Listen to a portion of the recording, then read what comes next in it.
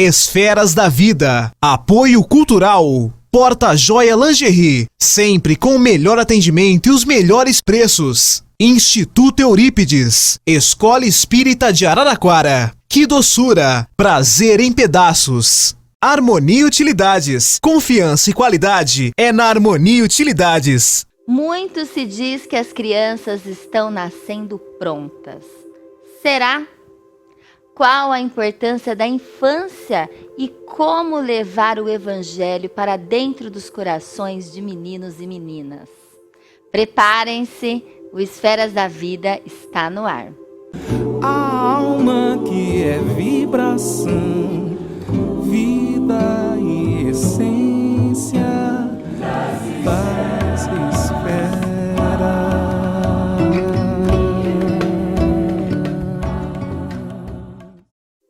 Transmitido pela TV Cultura Paulista, pela Rede Amigo Espírita e pela TV Mundo Maior, um olhar sobre a doutrina espírita começa agora. Toda criança é um mundo espiritual em construção ou reconstrução, solicitando material digno a fim de consolidar-se. O tema de hoje é evangelização infantil, ou melhor, evangelização do espírito, com a evangelizadora, psicóloga e terapeuta energética Renata Magri. Seja muito bem-vinda, Renata, ao nosso programa. É uma alegria tê-lo conosco hoje para falar de um tema tão essencial aqui. Oi, Pri, obrigada pelo convite. Adorei a sua chamada falando construir ou reconstruir, né? Porque quando a gente pensa num processo de aprendizagem, muitas vezes a gente tem que desconstruir para conseguir construir, né? Com certeza. E hoje a gente vai falar de algo que é essencial, principalmente da evangelização. Quando a gente fala de evangelização, a gente lembra da evangelização infantil, mas logo a gente vai estender essa questão de evangelização que é para o espírito e de todas as idades. A gente sempre tem, né, que buscar nos evangelizar, né? Mas a questão agora sobre a criança, sobre a infância, seria, no caso, muitos pais acreditam, principalmente hoje, né? Fala-se demais, é super usual. Ai, meu filho é muito inteligente. Nem se compara a mim quando eu era criança, quando eu tinha a idade dele. Então as crianças estão nascendo prontas, né? Então o desafio, eu já acho que é mostrar para os pais que já não é bem assim, né? Como que você, como psicóloga, né, terapeuta, evangelizadora, que tem um trabalho muito importante aqui na nossa região, na cidade de Araraquara, com a evangelização, como que você enxerga isso, essa questão dos pais acreditarem que a criançada hoje é muito inteligente, já nasceu pronto, não precisa de mim? Na verdade precisa, né? Precisa porque essa condição do afeto, da orientação, do exemplo, da postura, da presença dos pais é indispensável, né?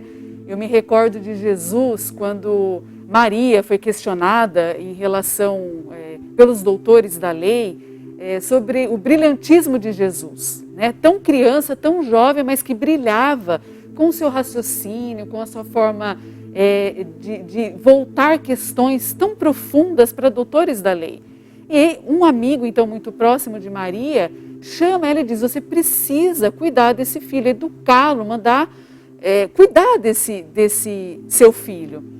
E Maria fica muito preocupada. Tem uma conversa com Isabel, depois vai conversar com José, até que Jesus chega e questiona.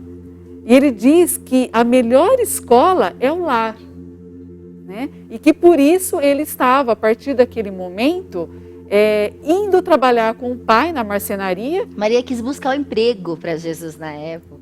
Ela quis buscar um emprego, ela estava pensando em escola e Jesus a questiona e fala, a melhor educação é o lar. Então, a família é insubstituível, acaba sendo a referência, mas talvez esteja havendo algum engano das famílias quando acreditam que a inteligência, né, das nossas crianças, e eu acredito que é um processo natural, né, Priscila? As crianças que chegam agora, elas vão chegar melhores, muitas vezes, que os pais, em algumas habilidades, até em muitas habilidades. Eu vou falar da tecnologia. As crianças hoje, desde muito pequenininha, dominam a tecnologia sem às vezes nunca terem tido contato com a tecnologia e está lá os avós, os pais com dificuldades de fazer uma programação, de usar uma rede social. Mas isso não quer dizer que o desenvolvimento emocional, psicológico, e a gente na doutrina costuma dizer muito, o desenvolvimento moral dessa criança já esteja desenvolvido. A gente lá em casa costuma dizer assim para os nossos filhos: olha, pessoa inteligente também faz guerra, pessoa inteligente também rouba. Então, se bastasse só ser inteligente, né? Claro, claro, é isso mesmo. Talvez as crianças estejam mais despertas, menos ingênuas, por todas, né, as questões. O mundo é outro, Sim. e de fato as facilidades são outras. Os espíritos, a gente percebe essa questão da cognição, do desenvolvimento cognitivo maior, a intelectualidade, mas não necessariamente as habilidades espirituais, emocionais estão desenvolvidas como deveriam. E se renasceram, né, e se estão aqui, não por acaso, não é? Sim. Para alguma coisa a gente precisa desenvolver. E nós, como os pais, vocês assim, na evangelização, Renata, é claro isso para um pai, para uma mãe, que quando recebe a criança, ele recebeu um espírito milenar, de que vem em processo de construção. Nossa, Priscila, você pegou num ponto que eu chamaria de um ponto essencial, que talvez, eu vou falar pela minha experiência, mas talvez quem esteja nos ouvindo agora, pode até ser que concorde comigo. Nós temos ainda muito hábito de frequentar as casas espíritas, mas a gente ainda encontra muita dificuldade de vivenciar o espiritismo na nossa vida, né? E aí olhar para os nossos filhos como espírito. Nossos filhos deveriam ser olhados como espíritos, né? E ainda a gente não olha. A gente encontra, a gente olha para as nossas crianças ainda encantados, né? Com aquela ingenuidade, com aquela esperteza que você destacou, com as habilidades, com aquela energia, porque criança tem uma alegria de correr, de cantar, é dinâmica, tem muito movimento. Mas a gente, mesmo conhecendo a doutrina, que tem como lei a lei da reencarnação, a gente acaba se esquecendo que esse filho, ele está vindo com um propósito, né? Ele está chegando nesse seio familiar para somar um grupo onde cada um de nós ali tem um compromisso familiar, né? E cada um o seu compromisso individual para o seu próprio desenvolvimento espiritual. Eu acredito que com isso, Priscila, a gente acaba perdendo muito tempo em termos assim de oportunidades de educar, né, na melhor fase da vida dos nossos filhos, proporcionando, sabe, igual o jardineiro, né? O Evangelho gosta muito de trazer essa metáfora do jardim. Eu gosto muito, que o jardineiro, ele sabe o que ele precisa fazer. Ele vai vendo se aquela planta, se aquela árvore, se aquele jardim precisa de mais água, se precisa de uma poda. E é nisso que eu estou falando que muitas vezes a gente se esquece desse compromisso de sermos espíritos que estamos reencarnando e a gente vai deixando. E quando a gente vai ver, principalmente na adolescência, aquele jardim às vezes está comprometido. Aí o trabalho é mais árduo, né? A força, a coragem que os pais precisam ter para falar não é muito importante, não é? E aí, por que está comprometido? Por que ainda fica mais comprometido esse jardim? Porque como ele já não teve aquele cuidado ao longo de muitos anos, que foi a melhor fase para cuidar daquele jardim que estava crescendo, daquelas sementinhas que estavam chegando ali no solo, seja aquele jardim com plantas que chegaram miudinhas ou jardim já com árvores grandes, na adolescência, a doutrina tem nos apresentado no seu corpo teórico, é onde o espírito de fato chega agora, finalizando o seu reencarne, digamos assim, nesta oportunidade reencarnatória. Na adolescência ele concretiza a reencarnação não, ele concretiza os seus valores, seria Ele isso? concretiza, vamos colocar a reencarnação, entendi. para ficar fácil para todo mundo entender. Porque tem algumas colocações que a gente faz para ficar mais fácil para ser entendido, didático. E depois é com estudo, com um aprofundamento teórico que a gente vai colocar melhores nomes. Mas é como se fosse assim, de fato é onde o espírito termina de reencarnar, onde já está acontecendo uma maturidade dos órgãos.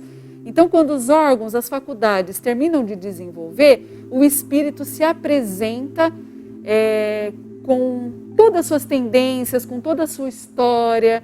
E aí, se ele não teve os recursos desenvolvidos ali na infância, quando os pais já vinham algumas tendências, alguns hábitos, alguns interesses, e todo pai, toda mãe, por mais simples que sabe o filho que tem. A gente intui, a gente percebe. O que nos falta muitas vezes é a coragem de fazer o que precisa ser feito, né? E quando a gente fala coragem, essa força, não é força física, não é violência, né? Não é a questão do autoritarismo. Você como psicóloga, qual que é a importância assim, da relação pai e filho? Você falou que a infância é muito importante, como se fosse um molde, né? Na infância a gente consegue trabalhar melhor, com mais facilidade, aquela, né, moldar, né, como se fosse uma argila. Tem essa metáfora também, que é mais fácil moldar a criança, porque na adolescência já se concretiza e tem muita coisa que vem lá de trás, que são de vidas passadas, que a criança começa, né, a trazer também, né, com mais facilidade o passado. E se ela foi muito bem educada na infância, ela vai conseguir superar certas tendências, né, do antes. Agora, a infância, como que você... Porque tem pais que têm dificuldade de conversar, não é, Renata? De se relacionar com o filho, acredita que o autoritarismo, que ainda a violência, que ainda a palmada, que ainda certas questões são importantes nessa fase. Como que você enxerga o espiritismo, de alguma forma, auxilia na fase da infância, a educação? Sim, com certeza. Lá na nossa casa, a gente tem um grupo de educadores, né, que ficam à frente do trabalho da evangelização, e a gente sempre se reúne para estar conversando. E eu costumo dizer, né, quando a gente está em roda de conversa, estudando a doutrina, que se nós somos, não são só os nossos filhos que estão reencarnando, nós também já estamos vindo de uma somatória de experiências passadas. E muitas vezes, esse grupo, nós já estivemos juntos em outros momentos e a gente vem trocando de papéis, trocando de funções para a gente se desenvolver. Então, o que eu costumo dizer? Que toda e qualquer dificuldade que a gente encontra, no caso você destacou a dificuldade do pai de conversar ou de lidar com o filho. Então, toda dificuldade que a gente encontra, a gente não encontra no filho, a gente tem que olhar que está na relação. E se está na relação, eu também sou responsável pela dificuldade do meu filho. Como eu sou mais velho, eu mãe ou eu pai, como nós temos, e o Evangelho coloca, aquele que pode mais, aquele que tem mais condição de reflexão, cede mais. Então a gente precisa entender o seguinte, alguém errou e essas marcas do passado estão sendo manifestadas agora nessa nossa dificuldade. Então, eu preciso, enquanto pai, enquanto mãe, ou educador, um professor, por exemplo, um tio, qualquer adulto que esteja diante de uma criança, de um jovem, daquele que está mais frágil, né? Porque às vezes pode ser o mais frágil uma mãe, né? Quantas famílias a mãe está numa depressão desde sempre, quantas famílias o pai vive com problemas. Então, às vezes o mais fragilizado não é a criança, né? Então, alguém tem que ceder. Então, aquele que sabe mais, aquele que conhece mais, e o Evangelho nos coloca, né, Priscila? Aquele que sabe mais, mais será cobrado. Cobrado de quem? Não é de Deus, não é da sociedade, é da sua própria consciência. Que a sua consciência vai dizer assim, por que é que você está usando a surra no seu filho? Por que você está usando do grito e dessa autoridade? Não te cabe mais isso, você veio com outro propósito. Né? Então, eu penso que a gente pode modificar as nossas relações olhando para elas como espíritos que somos, todos nós. E é um grande desafio, porque o exemplo é a grande chave, né, para qualquer transformação. Sim. E nós pais, eu sei que eu sou mãe, você também tem 3 filhos, a gente sabe que é difícil, não é fácil, porque nós temos as nossas questões, os nossos problemas. Então, às vezes, a gente, né, acaba perdendo a paciência, mas a gente tem que, por meio de todo o nosso conhecimento, né, além dessa busca do conhecimento constante, ser cada vez melhor para os nossos filhos terem reflexos, não é, Renata? Sim. É muito importante. E olha, a Renata, agora no segundo bloco, vai contar um pouquinho para a gente como levar, então, o Evangelho, os ensinamentos de Jesus para dentro dos corações dessa molecada, dos jovens, das crianças, porque não é fácil assim, né? Como as crianças estão mais despertas, a gente também tem que usar, né, de diferentes comunicações, arte, para que ela também possa se interessar pelo Evangelho. Chegou o nosso Momento Chico Xavier e no Momento Chico Xavier a gente vai passar os bastidores do Chico Xavier, o filme, contando um pouquinho sobre a infância do nosso querido e amado médium, né, Chico Xavier. Então passa aí para vocês os bastidores do filme, para a gente ver que também a infância do Chico não foi tão fácil e é um grande exemplo para a gente, né, para todos nós. A sua razão de ser. Não estamos na hora. As pedras da fonte Maria, a mãe do Chico Xavier, é uma força feminina que tem na vida dele no momento que ele mais carece desse afeto.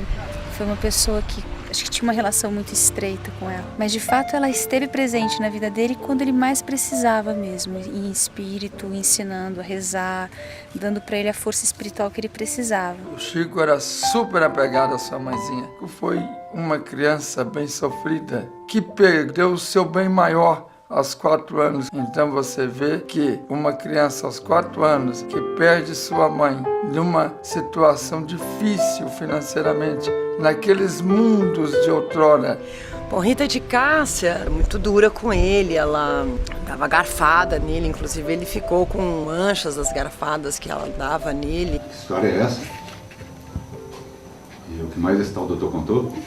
É uma voz que eu escutei. Eu pesquisei sobre a vida dele, o que aconteceu, tudo, vi que a Rita era má. Dona Maria, João de Deus, sempre dizia: não desanime, meu filho, porque virá alguém que vai lhe proteger, alguém que será uma grande amiga e que será uma grande mãe para você. A promessa da Dona Maria, João de Deus, foi cumprida. Chegou um anjo. Bom, a Cidália, ela é a segunda esposa do João Cândido, pai do Chico, e ela que reúne todos os irmãos de volta, faz esse grande reencontro.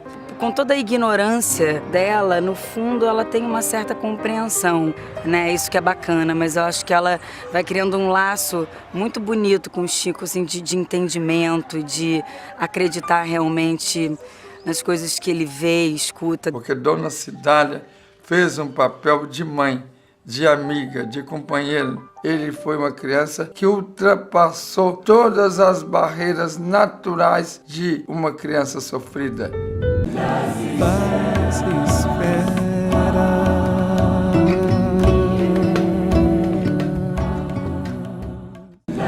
Paz espera.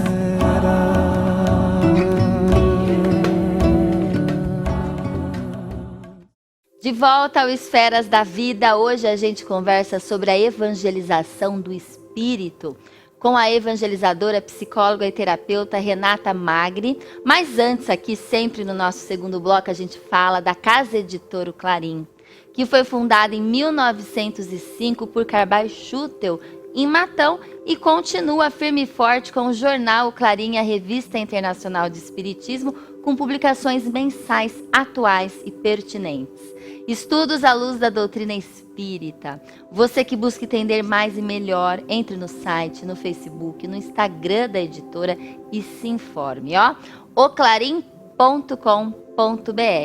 E a gente também sempre fala para vocês sobre o Instituto Eurípides, que está com as inscrições abertas para o apadrinhamento 2021. É a chance de você fazer o bem e ajudar uma criança, possibilitando que ela se alimente todos os dias, estude, participe das oficinas e tenha acompanhamento psicológico. Você permite, né, que essas crianças estejam afastadas dos riscos sociais e de todas as vulnerabilidades, possibilitando que cada vez mais ela não seja exposta a situações como alcoolismo, violência, uso de drogas e outras periculosidades. Tudo isso, pessoal, por apenas R$20 por mês. Menos de R$1 por dia você será padrinho de uma criança do Instituto Eurípides. Salve um futuro, salve uma vida. Acesse institutoeuripides.colabore.org. Combinado? A gente conta com a sua participação neste momento aí, né? Ainda mais agora na pandemia, a gente precisa ajudar quem pode sim colaborar com o Instituto Eurípides e outros institutos também. E a gente está falando de evangelização infantil e a gente volta a conversar aqui com a Renata, mas antes da nossa conversa, a gente vai chamar um vídeo do Amigos da Luz, né? Que é muito interessante. Eu não sei se vocês conhecem o canal Amigos da Luz, mas se você não conhece, vale muito, muito a pena conhecer. E a gente vai ilustrar com este vídeo que chama Evangelização Infantil, para a gente ver a importância de nós, né, nós no sentido dos educadores, dos evangelizadores, estarem bem formados e informados para ajudar essas crianças com a evangelização. Bom dia, crianças! Bom dia!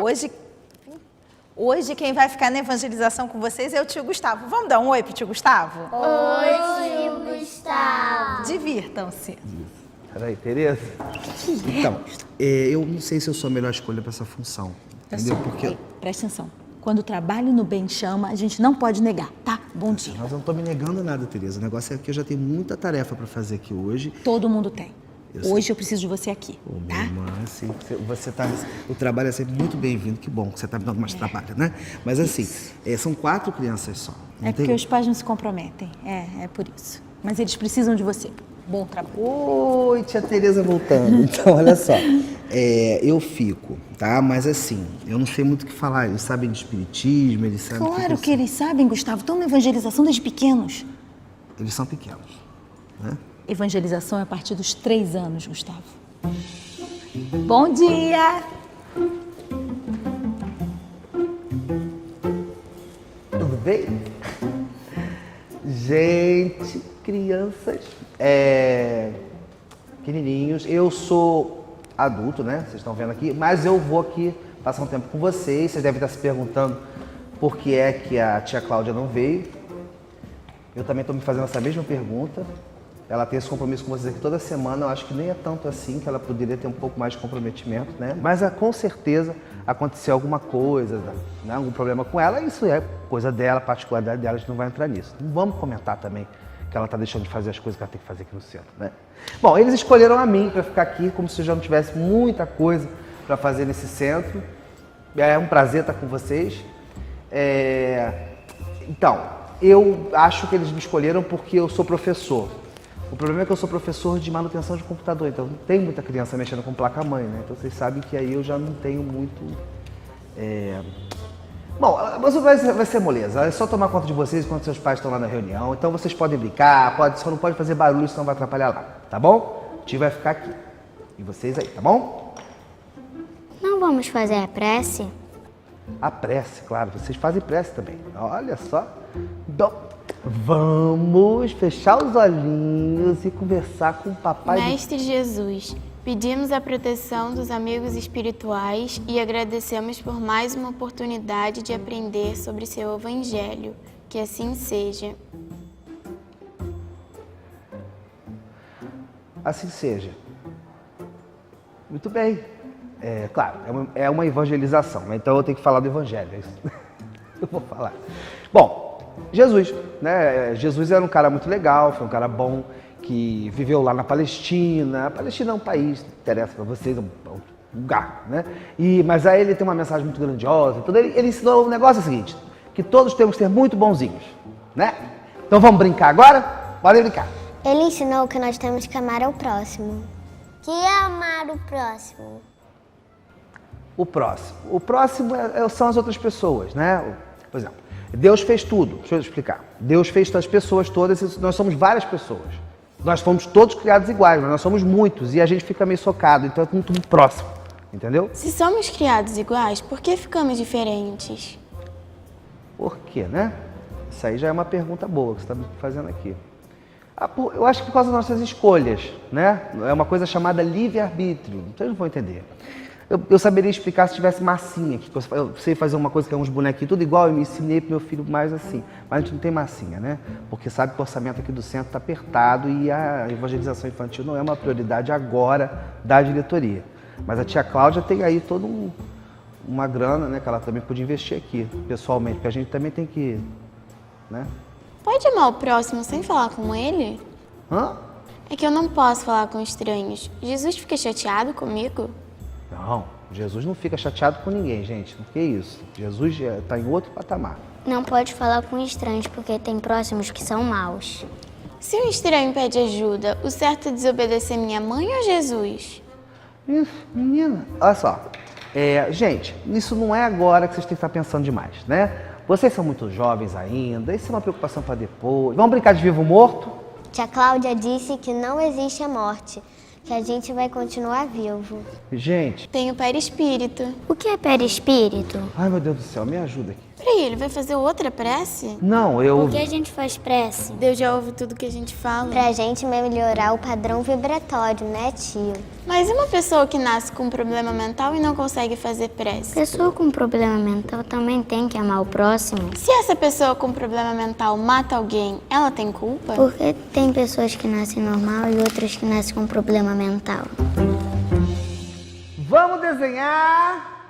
Olha lá, esse vídeo deu, Renata, uma boa ilustrada no que pode vir a acontecer nas evangelizações ou que acaba acontecendo. Então, a Renata, eu acabei não falando o seu centro, é o Portal da Luz, né? Isso. Portal da Luz, aqui da cidade de Araraquara.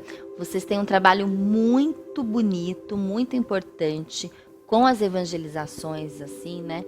Das crianças e também dos adultos. A gente está sempre, né, se evangelizando, não é isso? Mas conta pra gente como que vocês trabalham a parte da evangelização infantil. Olha, a nossa casa, Priscila, vem ao longo de muitos anos construindo e valorizando, né, o trabalho da evangelização. Esse vídeo que a gente acabou de assistir, se ele não fosse assim tão sério, no meu ponto de vista, né? O Fábio é inteligentíssimo na forma da arte, ele provocar grandes reflexões, porque nós encontramos ainda uma desvalorização, né, da evangelização. E é muito importante a gente começar a despertar para essa prioridade que a Casa Espírita precisa ter.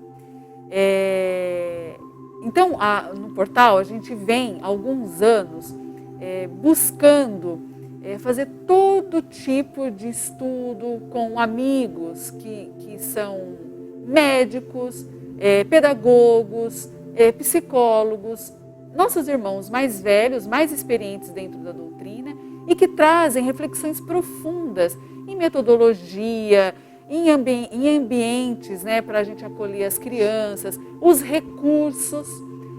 Eu gostaria de destacar nesse vídeo que a gente acabou de assistir, esse padrão, né, que a gente às vezes acaba tendo de colocar numa sala, só porque a gente fala que a gente vai dar evangelização, a gente já entende que tem que ter o quadro negro.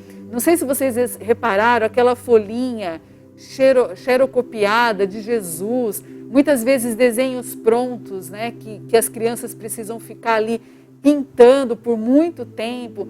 Isso talvez não seja um processo de evangelização. Isso não educa o espírito, não transforma a sua vida de ver, de compreender a sua essência, né? E a gente observa no vídeo, a gente estava falando das crianças inteligentes no primeiro bloco. As crianças hoje, elas têm uma facilidade imensa de fazer todo e qualquer tipo de pergunta, principalmente quando se trata de gestação, nascimento, morte, vida espiritual. Elas têm muita facilidade. a gente encontra dificuldade, às vezes, do evangelizador e dos pais lidarem com esse assuntos, né? Então, a gente precisa ter um preparo, né? Claro. Um preparo do educador, estudar as obras. Kardec, no Livro dos Espíritos, tem muitas questões que eu gosto de destacar, quando ele fala da educação, e ele coloca, já sobre fortes inspirações, acredito eu, que essa educação que viria para uma nova era, ela deveria ter algumas coisas diferentes. Ela não podia ser uma educação só vinculada a conhecimento, né? Ao aspecto cognitivo, intelectual, de raciocínio. A gente precisaria dar um salto. E esse salto, ele intui em alguns momentos no Livro dos Espíritos, como se o Espiritismo abrisse um novo olhar, tanto para a pedagogia quanto para a psicologia. Né? Então a gente começa a entender que existem processos acontecendo. Então hoje as nossas crianças, elas vêm com necessidade de autoconhecimento. Necessidade. Claro. Então daí uma metodologia diferenciada. Porque tem que trabalhar interdisciplinarmente, não é? Porque as disciplinas são convergentes. A gente precisa trazer a psicologia, a pedagogia para o espiritismo, né? O espiritismo até ajuda, não é verdade? Se a gente conversou que as crianças estão mais despertas, e em toda comunicação a gente tem que saber o nosso público. Quem é o nosso público? São essas crianças despertas, inteligentes, com sede de conhecimento? Sim. Então a gente tem que conversar na língua delas, né? Com ícones, talvez, com signos que elas nos compreendam, para a gente conseguir chegar nesse público. É questão de emissor e receptor, né? E adequar a linguagem, não é, Renata? Nossa, importantíssimo. Eu acho que uma das questões também que a gente pode trazer nesse momento, que é apresentado no vídeo, eu estou na evangelização, bom, vamos falar de Jesus, né? Ou vamos pintar. Vamos pintar, vamos falar de Jesus. Claro que quando a gente pensa em evangelização, o evangelho é o carro-chefe. Porque o evangelho é um roteiro para as nossas vidas. Um mestre, ele tem como função mostrar um caminho. E Jesus, ele mostrou para a gente qual é o caminho, o roteiro mais seguro para a gente caminhar. E aí, parte da nossa escolha, por isso a gente tem a liberdade de escolher se vai ou não seguir o caminho que o mestre está nos indicando. Mas assim, quando você me fala de recursos, Priscila, eu acho muito importante a gente, o estudo do educador, o preparo do educador, para ampliar essa visão de como é que ele vai apresentar o evangelho para crianças, por exemplo, que vivem conectadas, que têm muita informação, são inteligentes, como você estava destacando no primeiro bloco. E aí, será que se ela for para uma casa espírita, naqueles moldes tão antigos de evangelizar, né? A gente traz ranços de experiências de outras religiões. Sim. E até mesmo das nossas experiências nos bancos escolares, que ainda depositam informações, mas não trabalham uma estrutura de pensamento, não trabalham a emoção. Então, o recurso para o educador, ele é indispensável, né? E a gente tem tanta experiência para estar passando. Eu queria contar uma experiência. Conta uma experiência, por favor. Eu queria contar uma que eu gosto bastante, uma experiência que nós tivemos com os nossos adolescentes, por exemplo, quando a gente estava trabalhando a lei do trabalho, né? Então aí eu fiquei pensando, né, junto com a nossa equipe, como é que a gente vai fazer com que os nossos jovens, as nossas crianças, de fato, vivenciem essa lei primeiro, para a hora que elas forem depois estudar no Livro dos Espíritos, vai ser muito mais fácil, vai ser prazeroso conhecer essa lei, né? Então a gente trouxe uma atividade para eles, onde eles deveriam, 2 desafios na verdade. Um desafio, sem que eles percebessem na evangelização, foi provocado, né? Bom, a gente quer viajar sempre para os eventos de mocidade, às vezes a gente não tem dinheiro, às vezes o pai não tem como mandar. Como é que a gente pode ter o nosso próprio dinheiro, né? Como é que a gente poderia juntar aí, somar uma quantia, um pouquinho de cada um, para que a gente pudesse ter essa facilidade de viajar? Bom, conversem entre eles, eles decidiram então abrir, para o público um pedido. Eles deveriam trazer roupas usadas e eles depois arrumariam essas roupas num canto ali da casa espírita e iam vender essas roupas semanalmente, e todo esse dinheirinho que entrasse ia ficar para eles poderem viajar, fazer as inscrições, poder pagar o ônibus com tranquilidade, né? Bom, e assim virou um projeto, eles fizeram, foi um desafio, porque eles enfrentaram alguns momentos, sapato sujo, algumas inconvenientes, então eles passaram mal com alergia, e tudo isso foi sempre acompanhado, monitorado para a gente, e a gente foi trocando experiência, orientando, deu certo a venda, deu certo, foi convidado pela casa para ir para os bairros, esse brechó começou a rodar os bairros aos sábados de manhã. Bom, hoje a casa tem uma sala com um brechó fixo e que rende mensalmente uma quantia revertida para os trabalhos da casa. Olha, né? Que maravilha, né? Então, na realidade, é colocar a mão na massa e na prática. Isso. Porque na prática, não é que é o mais importante, como você falou bem no começo, vivenciar é o mais difícil. E é um grande desafio, não só para as crianças e os adolescentes, os jovens, é um grande desafio para todos nós, não é? Porque a gente aprende, a gente sabe, né?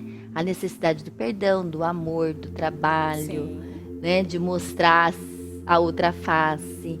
Mas é no dia a dia que a gente, de fato, né? Desenvolve as habilidades. É isso aí, é isso aí. Renata Magri no Esferas da Vida. A gente vai para um breve intervalo e a gente já volta com mais programa para vocês. Das esferas.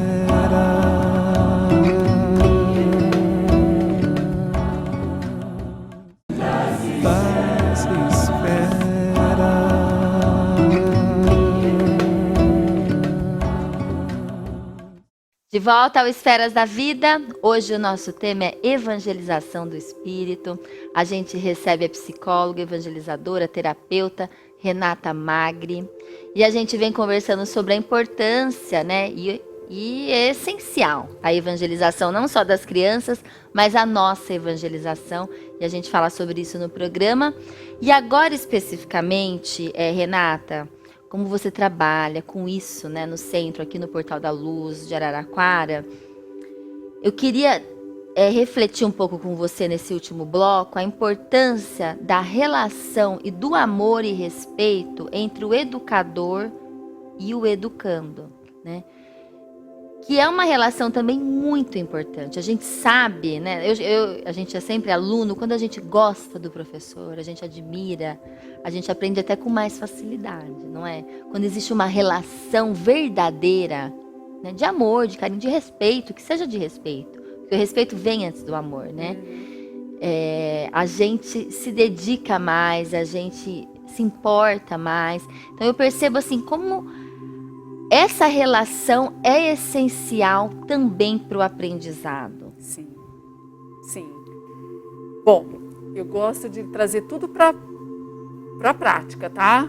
Para que a gente possa ter bastante material para refletir. Eu vou trazer 3 exemplos dessa questão que você está trazendo, da importância desse educador, né? E no caso a gente está falando do educador fazendo o papel do evangelizador dentro de uma casa espírita. E me veio a lembrança 3 fatos que eu vou compartilhar com vocês. Então, vivenciado, né, com a nossa experiência lá da nossa casa, aonde nós saímos com uma proposta de uma atividade, deixa eu explicar, né? A gente saiu da sala e foi para um pedaço que a gente tem lá da nossa casa, que é um espaço verde. E a gente levou para esse espaço verde materiais de jardinagem para que as nossas crianças plantassem. A gente estava fazendo todo um trabalho em torno do girassol. Então nós levamos a semente. Foi um trabalho tão gostoso, porque uma das mães, de uma forma tão amorosa, ela preparou uns aventaizinhos. Então as crianças nem esperavam, então elas colocaram os aventais para não sujar a roupinha. Foi tão gostoso, 4 aninhos de idade. E a gente então se organizou para que elas fossem para esse espaço e cada uma tinha dentro do seu bolso sementes de girassóis. E a gente então tinha lá para o lado de fora disponível para elas, né? A terra, o vaso. E aí tinha todo, né? Como toda e qualquer atividade, tinha toda uma sequência de passos que o educador programou para que a atividade realizasse da melhor forma possível, da forma mais organizada. Mas a gente sabe que tem sempre aqueles espíritos que querem ir para frente, que não esperam a regra, e depois a regra foi dada, né, a orientação foi dada e ficou para trás, e aí tem que refazer. E o educador tem que ter todo um jogo de cintura. A gente orienta muito para que a gente observe a necessidade de cada um, embora a atividade seja coletiva, seja para todos, ela é igual nesse momento para todos, a gente sabe que cada um vai fazer da sua maneira. E o que eu quero trazer para vocês aqui é a experiência de que um deles, né, muito assim, afobado para fazer logo a atividade, nem esperou, ele passou 2 vezes na fila de semente, encheu o bolsinho dele, a gente só olhando para aquela situação, tentando mediar, ver até onde ele ia, enfim. E ele não se anunciou, né, que ele tinha pego muito mais, a gente foi para a atividade, chegamos lá fora, e ele pegou e colocou todas aquelas sementes que ele tinha pego num mesmo vaso. Passado o tempo, todo domingo, após a evangelização, a gente saía para observar como é que estava indo o desenvolvimento, porque fazia parte do nosso processo educativo a observação do desenvolvimento dessa semente, né?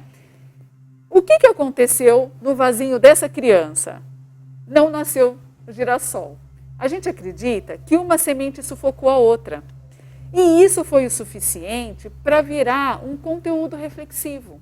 Então, veja, a amorosidade do educador não está em criticar e apontar o erro e antecipar os resultados, mas sim acompanhar os passos e no momento oportuno, quando a oportunidade chega, aí vem a aprendizagem, né? Então, ali depois foi colocado as hipóteses, né? Por que será que o dele? Será que tinha muita semente? Será que faltou água? Então, depois as crianças levaram para as casas deles todas essas reflexões que nós fizemos, né?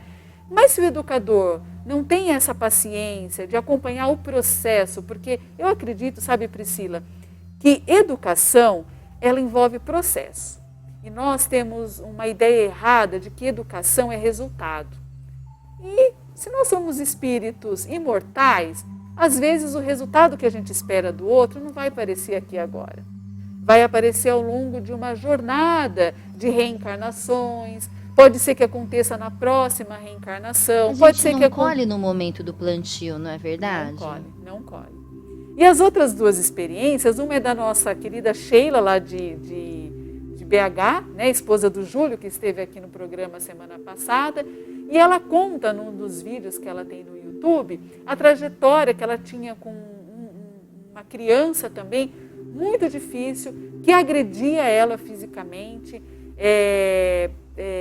brigava demais em casa, tinha uma condição muito precária familiar, em termos de briga, de desestrutura familiar, e ela persistiu, insistiu, superou situações e situações passo a passo, vagarosamente com esse espírito. Passado muitos e muitos anos, esse espírito volta e conta para ela, né, já desencarnado, a experiência que ele teve com ela, a aprendizagem que ele teve com a paciência, que aquilo fez com que ele conseguisse estruturar o seu espírito dentro principalmente do processo obsessivo a qual ele estava sendo vítima ou envolvido nessa questão, né? Olha a importância da evangelização, do educador. Às vezes a gente fala muito do lar, mas a gente participa, né? Às vezes da educação de muitas crianças, né? Um vizinho, uma tia, um tio, uma avó, um avô que está mais perto daquele espírito, quanto que pode, né, agregar, maximizar. E esses exemplos que você falou, Renata, eu acho interessante, porque às vezes a gente quer educar, ensinar de uma maneira incisiva, de uma maneira autoritária, por meio da palavra, perdão é isso e acabou. Às vezes a gente precisa mostrar, né, ter paciência para que no processo da vida algumas questões sejam mostradas e refletidas. Sim. Sobre o comportamento, como essa criança que plantou, o excesso fez mal, Sim, não é? Então, sim. excesso faz mal, né? Então, existem inúmeras reflexões que podem ter acontecido e ele nunca vai esquecer. Né? Não. É algo que não foi falado, ele vivenciou. Sim. Né?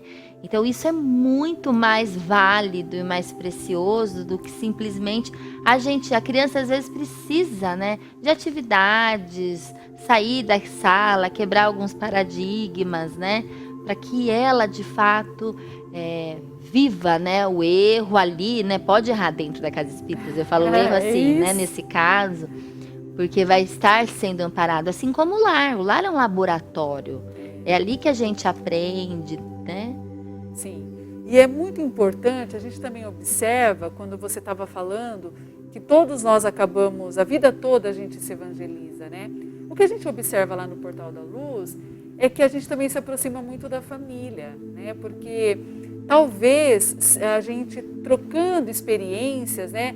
O olhar de cada um sobre a mesma criança ou sobre determinadas situações, essa troca de experiência faz com que muitas vezes esse estímulo se prolongue até a casa, né, das nossas crianças, dos nossos jovens, modificando também lá comportamentos, condutas, porque na verdade os pais passam também a ser educados. Então, a gente tem reuniões mensais, onde são levados textos reflexivos, a gente tem eventos com a família, onde fora do ambiente, né, muitas vezes a gente até empresta ou uma chácara, ou às vezes a gente já fez lá no ranchinho, que tem um espaço verde, bem gostoso. Então a família passa um domingo ali confraternizando, conhecendo uma outra, e a gente vai identificando que todos nós trazemos, na essência, as mesmas questões, as mesmas dúvidas, as mesmas dificuldades, claro, que acabam sendo mais leves quando a gente compartilha. Né? Somos muito mais parecidos do que a gente imagina. Sim. Não a gente até ouve dizer que só muda o endereço, né? É verdade. É assim. Então, nós todos estamos nesse processo de construção, reconstrução, transformação, Sim. desde as crianças, né, até os pais. E a gente precisa abrir os nossos corações cada vez mais para os ensinamentos de Jesus. Não é, Renata? Eu gosto muito de usar lá com as nossas evangelizadoras e com as famílias aquela frase de Cora Coralina, que ela diz assim: feliz daquele que ensina o que sabe e aprende o que ensina, né? Porque a educação é uma via de mão dupla. A gente está aqui, lógico, às vezes o mais velho ele vai ter mais experiência, ele tem mais autoridade, até uma hierarquia, né, moral, às vezes, sobre o menor, o mais fraco, enfim. Mas a gente está sempre aprendendo. O educador, nós, aprendemos demais quando a gente vivencia situações, porque a dinâmica, a arte, são recursos, e a natureza são recursos tão ricos. E ao dar esse estímulo, sensibiliza e toca de uma forma tão profunda o outro, que ele se desarma e muitas vezes ele mostra e compartilha suas dificuldades. E quando a gente recebe, né, esse pedido de ajuda, de acolhimento, a gente vai vendo que a gente vai desenvolvendo na gente habilidades que às vezes a gente também não tinha. Então, olha, é uma oportunidade rica para todos nós, né? É isso mesmo, é uma grande troca. A gente agradece a sua participação. Foi muito bom tê-la aqui no Esferas da Vida. Esperamos conversar mais sobre o assunto, trazer mais dicas, né? Mais histórias, vivências de crianças e aprendizado aqui no Esferas da Vida e também, né, para todos que nos assistem, porque é muito bom falar sobre isso. A gente aprende junto, não é? Uhum. Muito obrigada, Priscila. Nós que agradecemos, o Esferas da Vida fica por aqui. Estamos juntos todas as quintas-feiras, às 7h40 da noite, na TV Cultura Paulista, na Rede Amigo Espírita, e também às 10h15, que era nosso horário antigo, às 10h15 da noite a gente continua na TV Mundo Maior. Então tem os dois horários, ou na TV Mundo Maior, ou na TV Cultura Paulista, junto à Rede Amigo Espírita. Combinado? A gente se vê toda quinta. Um grande beijo para todos, uma ótima noite e até a semana que vem, se Deus quiser.